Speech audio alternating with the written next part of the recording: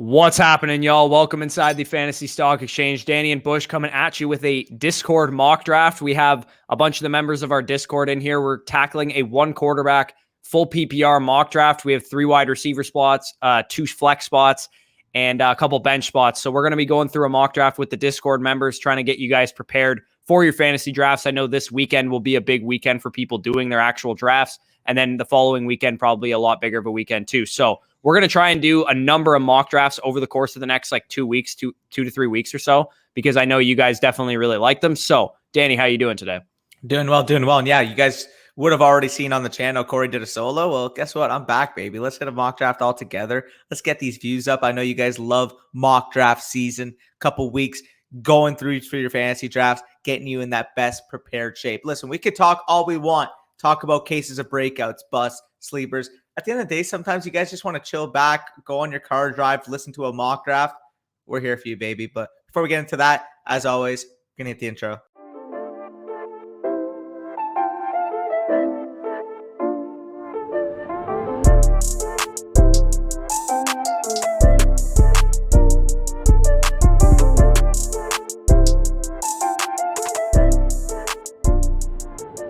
All right, so I'm going to randomize this draft order because, you got to keep it fair. You got to keep it spicy. And whatever this ends up will be the order of the mock draft. So here we go. And I got the first pick. Of course you did.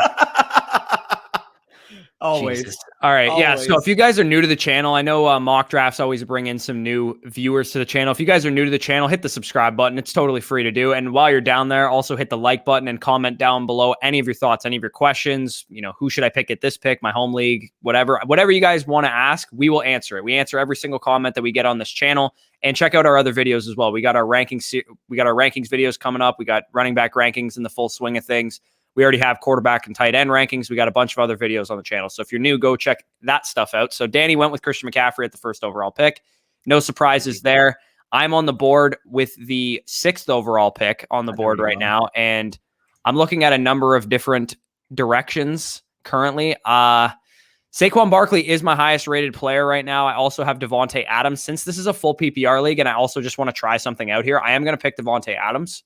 And I think in a full PPR league, you're getting a guy that is a 170 target monster, right? This is a guy that is going to command a huge share of the wide receiver targets in Green Bay.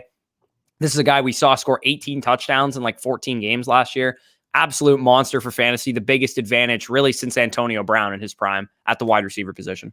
Yeah, and I absolutely agree. And at your spot, I would also go with Devontae Adams because the way I look at it is, let's just say hypothetically, again, it's a running back heavy room. For the most part, it's probably going to be in your home leagues. I'm already at a distinct advantage because I have Christian McCaffrey. If everybody else ends up taking running back in the first round, I am at a comparative edge compared to everybody in the draft room. If you go with Devontae Adams, though, guess what? You're automatically going to have me beat at the wide receiver 1 position. Although I have Christian McCaffrey, that's why RB0 in some points is a very viable strategy because you want to get advantages on your league mates when you can't lock in that hero, stud, workhorse, Christian McCaffrey, Alvin Kamara, Dalvin Cook level running back. So I agree with the pick. I absolutely love Devontae Adams in a full PPR. I mean, we could be talking about a wide receiver that averages 21, 22, 23 points per game. That is in the range of outcomes for Devontae Adams. I think, in my opinion, one of the safest picks in all of round 1. Right. And I might even mess around and experiment with little ZRB right now just to see how it works out, because this is why we do mock drafts. I said it on our last mock draft video. I never really do 0 RB. I usually go with a running back or 2 in the first 2 rounds. So if the running back value isn't there, and it looks like it won't be because my 3 best running backs next available just went off the board with Gibson, with Taylor, and with Najee Harris, I'm probably going to be staring down the barrel of DeAndre Swift, Joe Mixon, J.K. Dobbins. And if a guy like Stephon Diggs or A.J. Brown or DeAndre Hopkins, Calvin Ridley's on the board, it's going to be very hard for me to pass on someone like that. And I also, in a full PPR league, definitely would put some consideration to Darren Waller as well. Yeah, no, I absolutely agree. And Stephon Diggs at the 2-4, if that happens in your home leagues, that is an absolute steal. In my opinion, again, I would have flipped those first 2 picks that Metzger Chef made. I'm a little higher on the wide receiver position comparatively to Corey, but I currently have 3 wide receivers in my top 8 overall players, and in a full PPR, getting that locked and loaded 160 targets of a Stephon Diggs. Absolutely great pick. And DeAndre Hopkins, another great pick too. So overall, everybody, you guys can see the room pretty much knows what they're doing. And you're back on the clock here, Bush. And it's Calvin Ridley in 0.2 seconds. That's exactly Done. who I hoped would fall to me. Pick. He's my wide receiver 4 in fantasy this year. Another guy who I just think is going to be an absolute monster from a target perspective. As much as I like Kyle Pitts, I think Calvin Ridley is going to easily command 150, 160, 170 targets this year. Kyle Pitts is not going to take away that much target share from Calvin Ridley. And this is a guy that we've seen with high touchdown upside, big play upside, has very, very strong chemistry with the quarterback for 3+ years now. I think this is a guy that I would actually take him over DeAndre Hopkins personally. I have him ranked higher than DeAndre Hopkins. So to get my 4th rated receiver in a full PPR league where you start 3 wide receivers at the 2.7, that's a big time steal for me. Yeah, no, I absolutely agree. And now I'm just hoping a couple of these wide receivers are going to be able to fall to me, because I want one of these wide receivers and hopefully Darren Waller if he falls. So it's looking like that's going to be the case. Maybe an AJ Brown falls to me, maybe Darren Waller. We'll see what happens with what Brady decides to go on the clock here. But, right. And the one thing I would like to point out is, like I said, maybe this scares the crap out of you, right? Devontae Adams, Calvin Ridley to start your draft. I have no running backs, right? That might scare the crap out of you, but I don't want to force a pick when it's not there. Saquon Barkley, I definitely could have went with at the 1.6 and it would have been appropriate value to me. But Calvin Ridley to me was the best player on the board. So that's what I went with. Yeah, and I got my dream start. Listen, full PPR league. I got my stud anchor 25 point per game running back. Now I'm going to get a difference maker at tight end. Darren Waller in a full PPR, 147 targets last year. Absolutely ridiculous share on that offense. And then I'm going to get AJ Brown. So I have 3 elite difference makers at every single one of those positions. And I don't have to worry about my RB2 with McCaffrey, honestly, until round 7, round 8, because in a full PPR, at that point, if I'm dominating my flexes, if I'm dominating my tight end position, I just need guys that can catch the ball as my RB2.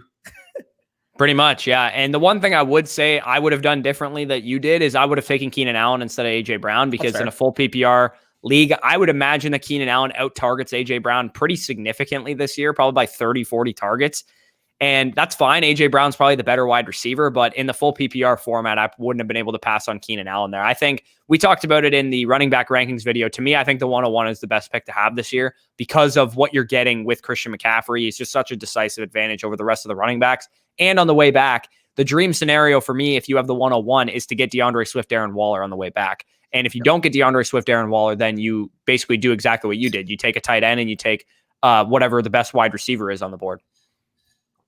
Absolutely agree there. So we start to see the wide receivers go off the board here. And are you going with that 3rd wide receiver? No, I actually lucked out. I was hoping J.K. Dobbins would fall to me, and I got J.K. Dobbins. Now, again, that might scare the crap out of you having J.K. Dobbins as your RB1, but I have RB1 level production for my top 2 wide receivers. So in reality, J.K. Dobbins just needs to be a complement to those guys at the point that I've talked about. And I've already talked about this on numerous occasions, but J.K. Dobbins to me is the closest thing to a league-winning running back that you're going to get in the 3rd round outside of the guy that just went off the board in David Montgomery.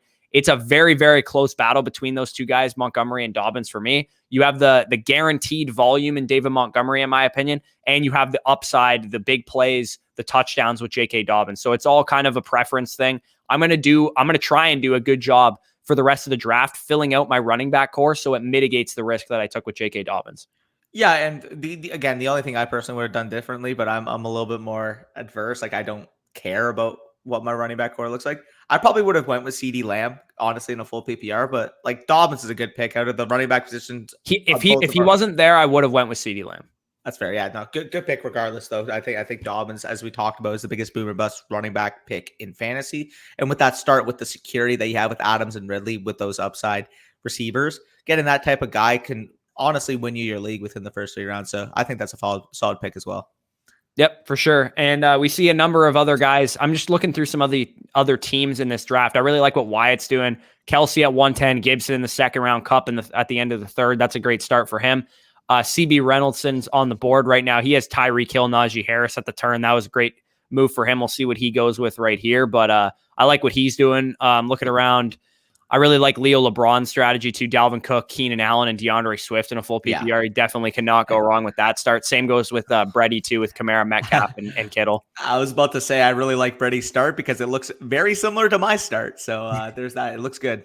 Yeah, like what CB Reynoldson did there too. Get another stud wide receiver in Chris Godwin. A little early for me on Josh Allen, but at the quarterback position, if you believe he's going to be that big of an advantage at the 4-1, I don't hate it. I think I'd rather get some of these 2nd-tier quarterbacks or 1st-tier quarterbacks, the way that you look at them, in the mid fourth, late fourth type area. So I probably wouldn't have went with Allen there. I would have probably went with a guy like Julio Jones or something like that, but still not a bad pick overall.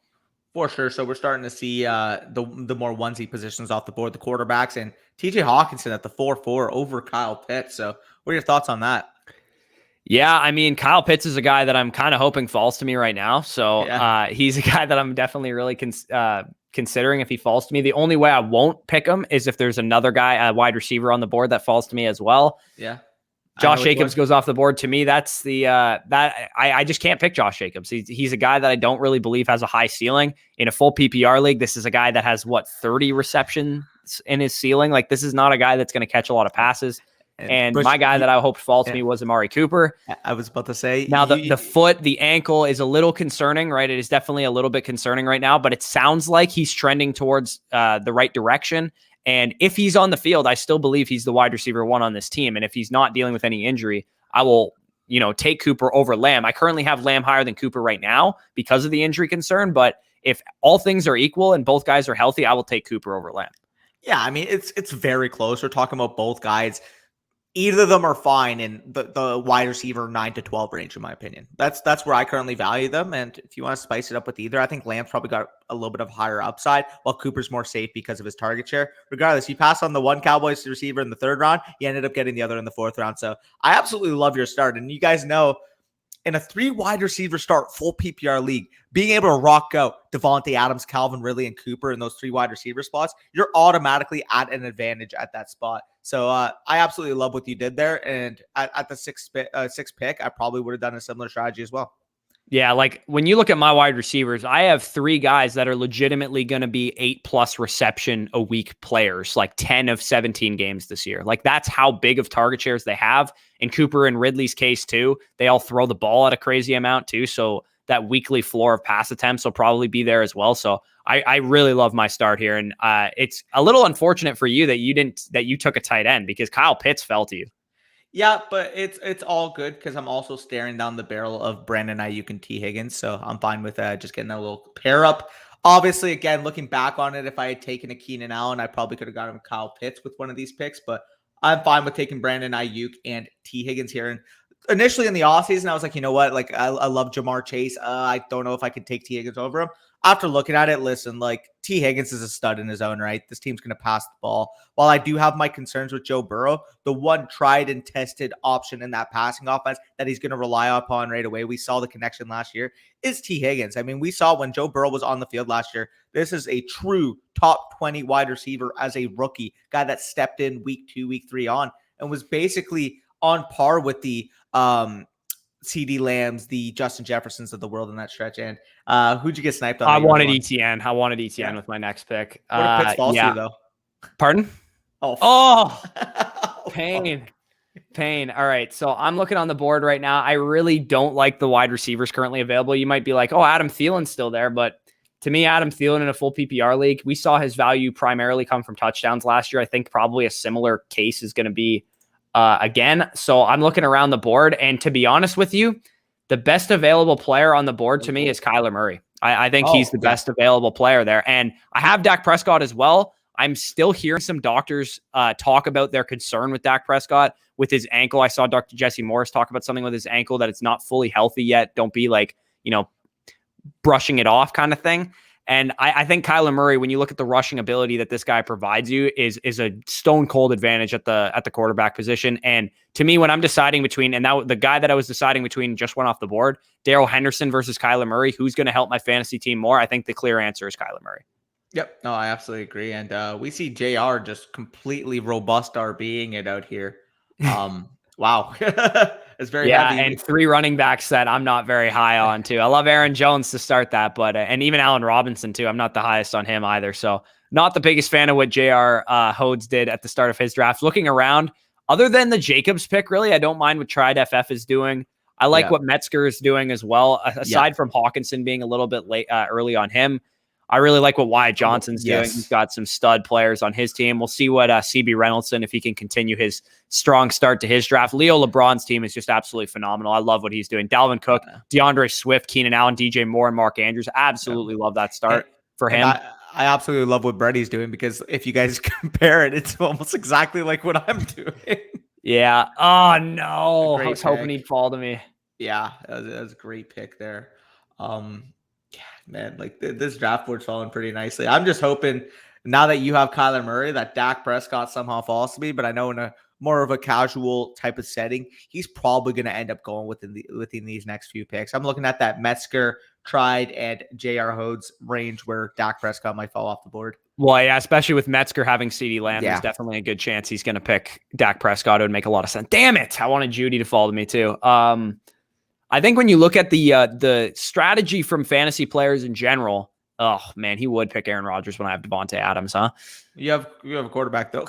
I know, but like he doesn't have Adams. It makes a lot of sense to pick Rodgers when you have Adams. But either way, Rodgers over Dak, eh? That's interesting. Yeah, it's a little surprising to me. I think when you look at the quarterback landscape in general, I think even more casual players are getting a little bit smarter in terms of drafting quarterbacks a bit later. And when I say smarter, I mean like they're not going to reach on quarterbacks in the third round anymore. But I still think there is value to be had in these mid-round quarterbacks. I've talked about it on numerous occasions. If you can get these borderline elite guys in the fifth round, whether it's Kyler Murray, Lamar Jackson, Josh Allen, Dak Prescott, once he's fully healthy, I think it's a great pick because at the point you're deciding between, and I'm just getting sniped left, right, and center out here. That's what I wanted to. Yeah. So I'm looking at the running back position. I, under zero circumstances, will draft Myles Gaskin, even though he probably is the best running back on the board right now. I don't really like the value at running back currently, so I'm not going to be looking in that direction. This is a tough board for me right now. I'll tell you right now, I'm not touching running back. I think Beckham's the best player on the board right now for me. And again, in a PPR league, I think he's going to lead that team in targets. I think he's probably 130, 140 target receiver. Even last year, we saw him command a 25% target share before he went out with injury. In a PPR league, while he might not have the same weekly upside that he used to have, he still has that PPR upside in that offense. And I do think they're going to be a little bit more of a pass-happy approach like we saw towards the back half of the season when Beckham was out. So I don't mind the pick of Beckham there as my first flex option because I think he's one of the receivers in this range that is guaranteed a target share. Yep, no, I absolutely agree, and I know who you think or who I want to fall to me. So let's just pray that happens. Please go running back. You know you want to run it back. Are you seriously going to go this early on him? What? Oh, okay, never mind. I thought you were going for somebody else. Yeah, you wanted Prescott. Never mind. I thought you were thinking Elijah Moore already. No. Jesus, you're getting way too aggressive with him. That's next turn. Don't worry. But looking at the board here, I'm definitely going to go with a wide receiver. How is Robbie? I know he's battling a hamstring issue, so that's a little concerning. But DJ Chark's also battling a hand issue. Yeah, he broke his finger, so he should be okay.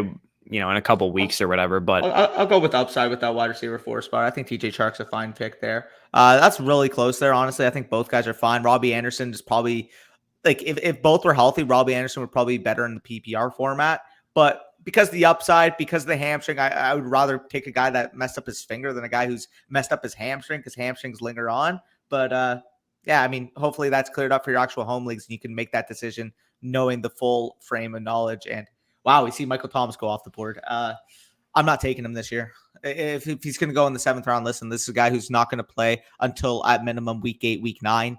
And in general, like, can you afford? Even if he plays in week 5, I still wouldn't pick him this early. Yeah, Trey Sermon's a great pick. Yeah. Yeah, so I'm looking real rough at running back, right? And again, you guys might be panicking, being like, "Holy shit, Bush has no running backs," but I still like some of the options on the board right now. And I think the wide receiver position is definitely thinning out right now to the point that I don't feel so bad about taking some of these running backs. I'm not passing on elite upside wide receivers. So I am personally going to go with I'm going to stick my neck out a little bit and I'm going to take Damian Harris right here. I'm guaranteed a workload with him. I think this is a dude that we've really seen so far in the preseason games get the bulk of the carries for this team. And in a PPR format, he definitely takes a hit because I don't think he's going to be a very high upside PPR running back, but this is still a guy that should get a bulk of the goal line carries, should be at 15 touch, 20 touch per game running back. And at the point in the draft I'm at right now, all I need my running back to be is a complement to the rest of my team because my wide receivers, Kyler Murray, are going to carry my team. Hey, real quick, you know when somebody follows your advice when their team is almost the exact same. Yeah, literally just going with the same exact build that you went with. Damn it! I was hoping Michael Carter fell to me. Oh, he would That's a not good come pick. back to you. There's no way I would have Oh, passed on you him with my yeah, okay. 8-7. I Fair, can fair. say it was between him and Damian Harris for my Sure. 7-6. Now, I could have went with Michael Carter for sure. You could make the argument in a PPR league that you would rather have Michael Carter than Damian Harris, but to me, Michael Carter is still going to be in a committee to start the season at least. So I went with the guaranteed workload guy and Damian Harris, who I think, at least from a workload standpoint, should be a lot safer from Michael Carter and should have a relatively similar ceiling. I think Carter's probably a bit higher. Yeah, no, I agree there. So we're seeing the board run out. Robbie Anderson at the 7-11 is just such a freaking absurd value. Again, I was considering him here at the 7-1, but yeah, I'd like Or that. at the 7-12, I really like that too. Another good pick. I just took him. Raheem Mostert went in the 5-12. Damn. Yeah, a little early on Raheem Mostert. I don't think he's going to be able to hold off Trey Sermon very long. I don't even think he's already doing that. I think Trey Sermon's already kind of established himself as the primary back for that team. We've seen him run with the ones in preseason games. And yeah, Raheem Mostert's hurt, but that's the story with Raheem Mostert all the time, is that he's always hurt. So that kind of hurts a little bit. I kind of want to know a fan to fall back to me, but yeah, no, dude, I am stoked about my start right now. Like, I'm looking at that wide receiver core thinking, oh man, McCaffrey at the running back 1.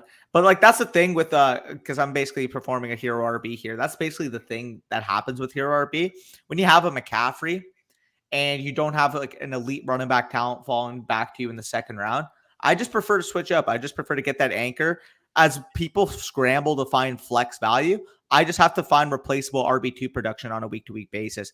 And in general, if you're in your home leagues, the most replaceable position in fantasy football would be an RB2 because guys go down, guys hop up on the waivers. Even like you've seen it, like the Mike Davis. Well, the best example of that is what I did in our listener league last year, right? I lost Jonathan. Well, I didn't lose Jonathan Taylor. He just sucked JD to McKissick. Start the season. I lost Austin Eckler to injury, and I was replacing them with JD McKissick, Sullivan Ahmed on a weekly basis, right? Like I was finding guys off the waiver wire that I could use, and it really benefited my team. And the reason my team was able to win that league was because I had Devontae Adams, I had Stephon Diggs, I had Darren Waller, I had guys that were carrying my team, and my running backs just needed to get me 10 points a week to get by. And speaking of, I really wanted Laviska Shenault with that pick, so I'm a little bit pissed. Looking at the board right now, Antonio Brown really sticks out to me as a guy that I really like. I think I'm actually going to go running back though, because I kind of do like Zach Moss this year. He's a guy that I've been a little bit higher on than consensus. In the 8th, 9th round where you're getting a guy like Zach Moss, I don't really hate the pick. So I don't mind that pick as, again, another guy like Damian Harris who should have a guaranteed kind of carry workload on the ground. I will be looking to get a little bit more PPR upside in my running backs later in this draft, but it's starting to thin out pretty quick at the running back position. And I'm so strong at wide receiver that I'm really not concerned because I don't see a huge difference to me. And some of the wide receivers that are on the board right now, like Jarvis Landry, Michael Pittman, and guys that I'm going to be able to get in the 13th, 14th round, like Marvin Jones and Henry Ruggs and Nelson Aguilar and guys like that, Cole Beasley. Yeah, that's fair. I'm looking at the running back position. James Conner's a little banged up. I kind of don't want to go with him there. I'm fine with even, like, I know there's going to be a very strong or modified RB0 start, but I'm fine with not taking a running back even until this 10-11 turn because I'm looking at these wide receivers.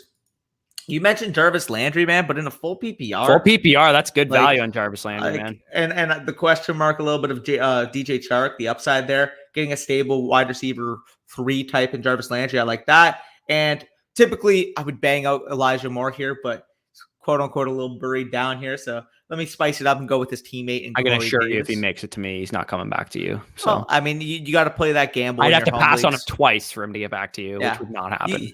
I know you wouldn't pass on him, but you got to play that gamble sometimes in your home leagues. Personally, again, I would go with him. I would probably go Davis and Elijah Moore. I'm going to spice it up. You know what? I always take Elijah Moore. I have 47% ownership of him on Underdog. Let's get a little crazy here. And this wide receiver core is unbeatable. Like what is going on here? Same with yours too.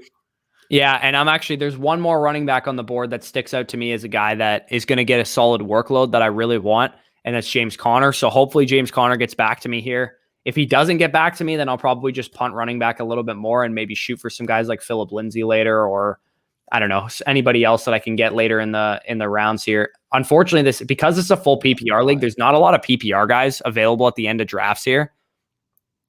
Jesus Christ. I just noticed he has 6 running backs in his first 9 picks. Yeah, which is probably why I haven't been able to find running backs, because Yeah. he sniped me twice now on Sermon and ETN.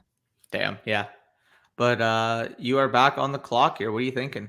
Yeah, and James Conner just went, man. That definitely freaking hurts. I'm going to take Elijah Moore because I think he's the best player on the board. Again, there's a number of other guys I could have went with. I could have went with Curtis Samuel. I could have went with Michael Pittman. But to me, Elijah Moore has the highest ceiling of all those guys. I don't need floor in my wide receiver core because I have a huge mix of floor and ceiling with the guys that I already drafted. So I'm shooting for upside with would be my second flex spot, and I can grab a guy on the way back that can maybe fill in for Elijah Moore if he's not living up to par, at least at the beginning. So I'm hoping I can get another running back to help fill out my core. I still need a tight end as well. And the tight end value on the board is not the greatest. And that was the only guy that I liked. And now he's off the board, and Robert Tonyan. So now I'm just going to be in a really rough position at tight end. So we'll see what happens here on my way back, if there's anybody available that I like. For sure, for sure. So we're seeing Wyatt coming back on the clock here. Let's see what he goes. I personally, again, you have to go with the wide receiver here at this point, in my opinion. We'll see what happens though. The values, like, there's still really good value here. Like, I obviously we like Rashad Bateman. He's probably gonna follow because of the injury, but Marvin Jones a good pick. Terrace Marshall, like you still got some value on the board there. Yeah, No I mean, that's another little upside shot there. But we got Smithfield back on the clock. Yeah, and they mentioned we should go over our favorite teams at the end. We definitely will. And Leo asked the question, go over our favorite teams. Leo, your team is very good. You're probably going to win that competition because I really love what he did. He's got the Herbert and Keenan Allen stack too, and he got good value on Justin Herbert in the 7-3.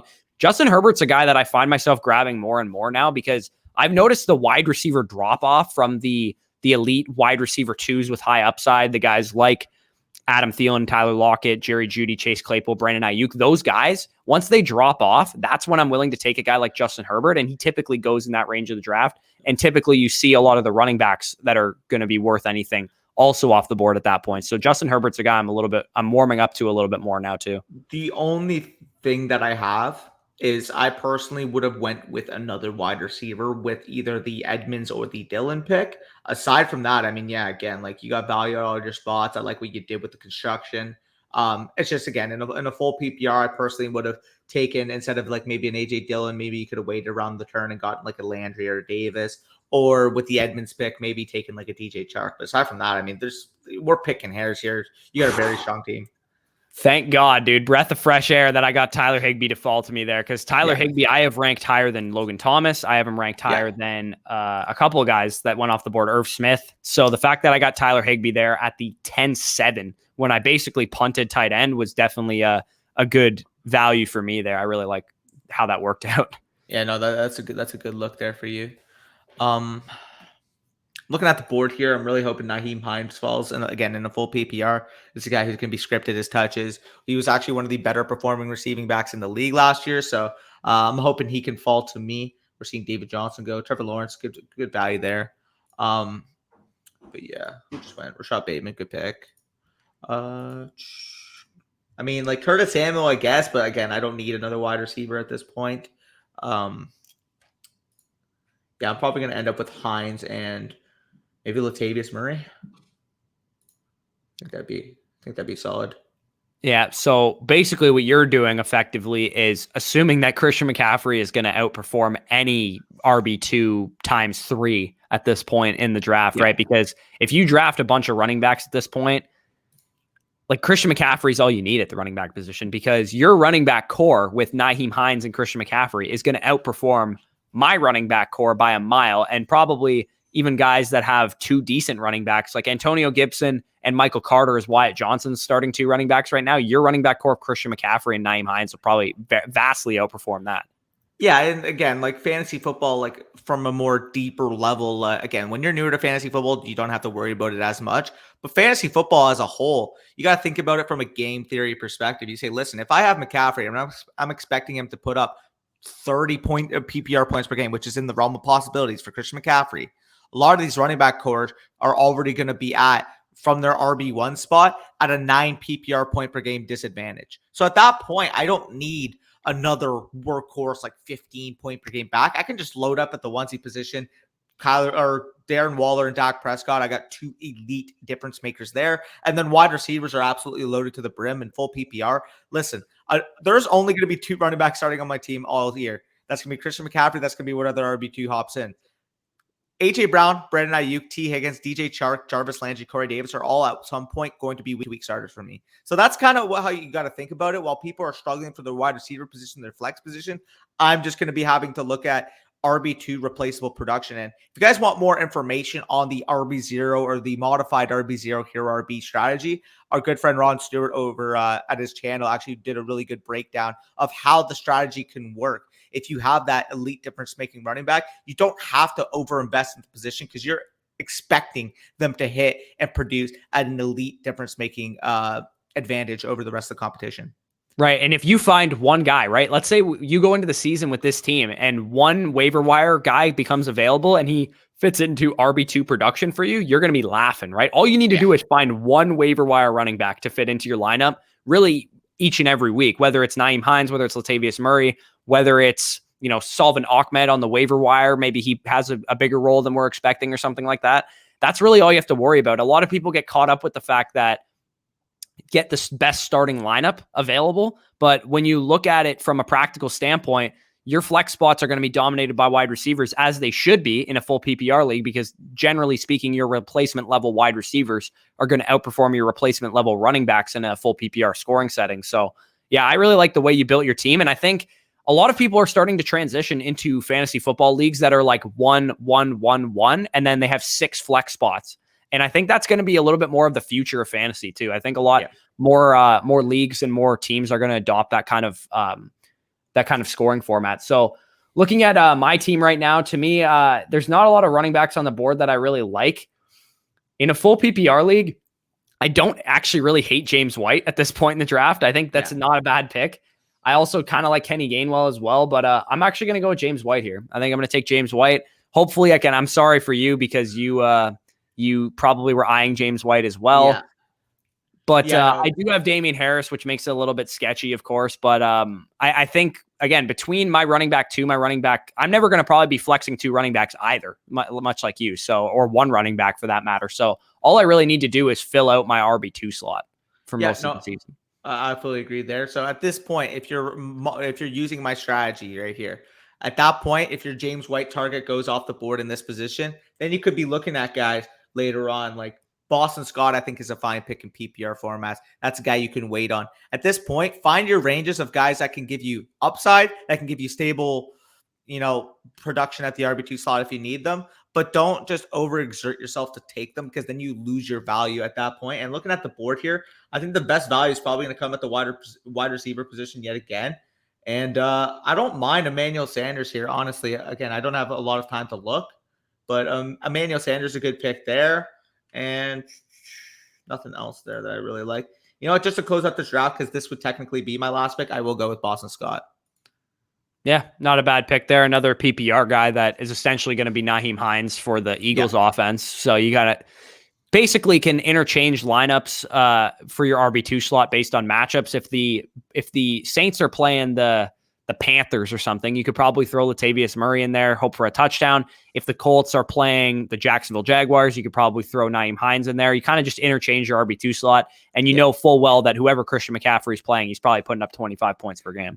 Yep, absolutely. And again, as much as we love Alvin Kamara, if Alvin Kamara were to ever miss time, or Taysom Hill's the starter and Alvin Kamara spending time in the slot, Latavius Murray could be a fine RB2, RB3 production staple in my lineup. Again, if Kamara were to miss any time, we can lock and load Latavius Murray for legitimate top 12 to top 15 running back production, because we have seen him do it in the past behind one of the best offensive lines in the league. So I like how my construction is. Again, you got your workhorse running back with McCaffrey. You got your 2 week to week productive guys with Hines and Boston Scott, and you got your kind of upside RB3 standalone value Latavius Murray. So I like how I constructed this team. Right. I'm looking at the wide receiver position right now. There's a couple guys that I like, but I think I'm going to take Kenny Gainwell here. Another guy that I think has some PPR upside. I think really quickly, if you draft a guy like Kenny Gainwell, you're probably going to know what you have right away at the beginning of the season, what his role is. As of right now, he's playing with the second team in preseason games. So there's a good chance I just cut bait with Kenny Gainwell after the first game. it was between him and Devontae Booker for me at my pick. So I could have went Devontae Booker. Maybe Saquon misses the beginning of the season, and I have a guy that I can use in my RB2 slot while some of my other guys get acclimated to their new roles or something like that. So a couple different directions I could have went there.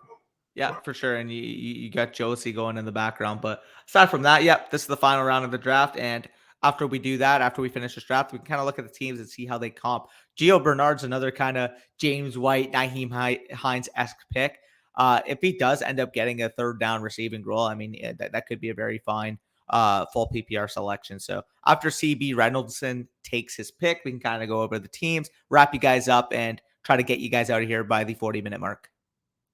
Yep, for sure. And I think looking over my team, I'll just start with mine, even though like the draft is kind of just finished. But looking over my team, I don't really like what I did overall. And I like my wide receiver core, right? I think my wide receiver core could definitely carry my team. But I honestly just think I got kind of sniped on value. I think if I would have been able to get a Travis Etienne in the 5th round, if I would have been able to get a Trey Sermon in the 7th round, my team would have probably shaped up a lot better. But to be honest, the value wasn't there for me. I wasn't going to pick DeAndre Swift over Calvin Ridley. I just wasn't going to do it. I don't think the value is there to do that. In hindsight, I probably should have gone Saquon in the 1st round so that my running back core was a little bit more solid. My team was a little bit more balanced as a result of that. Because if you replace Adams with Saquon, suddenly my team is a lot more balanced than it was before. But overall, I think this team is solid. But this is why we mock draft, right? I'm not really the biggest fan of the way this wide receiver heavy strategy went from the 106. So if I have the 106 in one of my leagues, then I can be a little bit more cautious of that and know that even J.K. Dobbins sliding to me in the 3rd round was also a pretty sketchy thing for me to happen.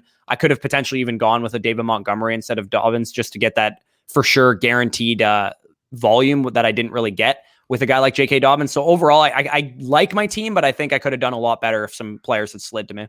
Honestly, those first 2 rounds, I wouldn't have changed a thing. Like, I think in a full PPR, the 3 wide receiver start format, you attacked it perfectly. I think the team is fine, honestly. Again, the only thing I would probably even say, honestly, is if you had gone a wide receiver in the 7th round, like, and waited and gotten like Damon Harris or Zach Moss, whoever fall in the 8th. Aside from that, like, dude, I think this is a good team. Again, you're just kind of hoping your running back production hits and your wide receivers can carry. You got upside the wide receiver spot and stability with Adams, Ridley, Cooper, and Odell Beckham, with the upside of Elijah Moore and Henry Ruggs. So I like what you did there. I also probably would have gone with a wide receiver in that 13th round. So like a Nelson Aguilar or whoever else was available. But dude, I think you did a good job. I'd give myself like a BB plus. It wasn't like the best draft in the world, but I do like the way the strategy was unfolding up until really that 7th or the 6th, 7th, 8th round range. I think I just didn't get the value I was hoping for. If Devontae Smith fell to me there, I would have been a lot more pleased. Same with Trey Sermon in the 7th. For sure. And looking at my one spot here, Christian McCaffrey, Darren Waller, AJ Brown, that is like one of my dream starts. If I have the 101, I want that elite running back, elite wide receiver, and elite tight end to start off my draft, especially in full PPR. Honestly, the only thing I'd probably say is I got sniped on some later round running backs. Like if I had gotten James White instead of Boston Scott, I'd probably give myself like honestly an AA plus because I like the value of my picks. But because of that, because I kind of rely on Boston Scott, I don't necessarily know how that's going to be. Like maybe I'm too optimistic, but I think A minus is fine for me. Like people might look at, oh my God, you don't have enough running backs. In full PPR, you legitimately just need those back end fodder pieces that can give you 8 to 10 points per game when you have a Christian McCaffrey. So I don't know. I'll let you talk about it because I'm going to obviously be biased, but what are your thoughts?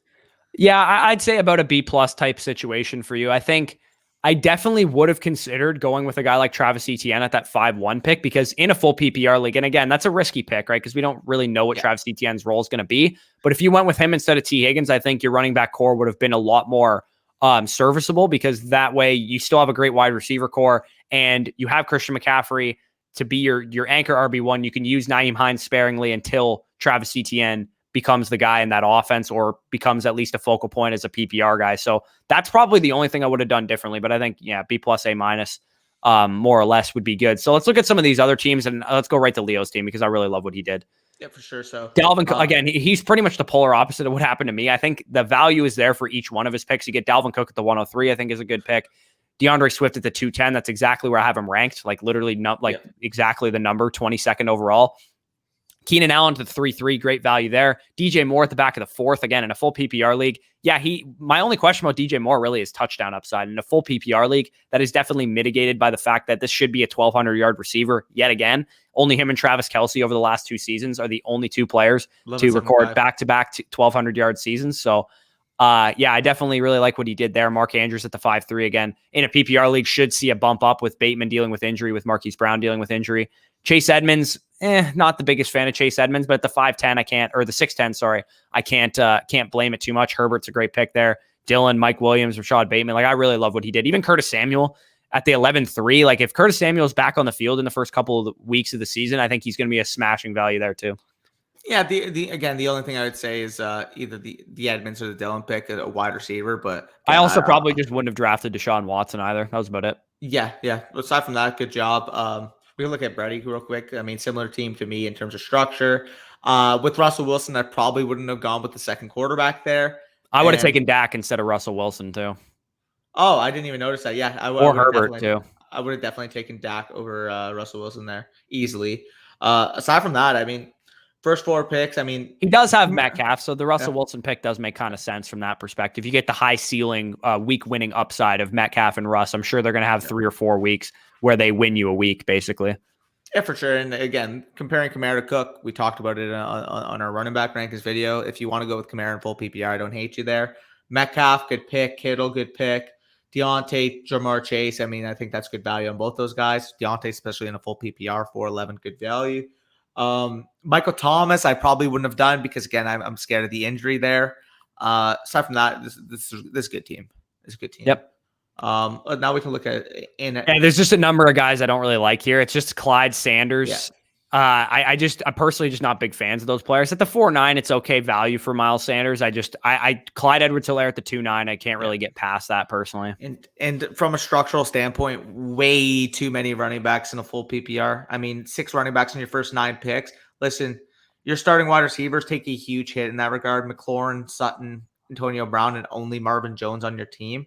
In full PPR, especially 3 wide receiver start formats, you want the majority of your roster positions to be wide receivers because they're the more safer week-to-week options once you get into those mid-round areas.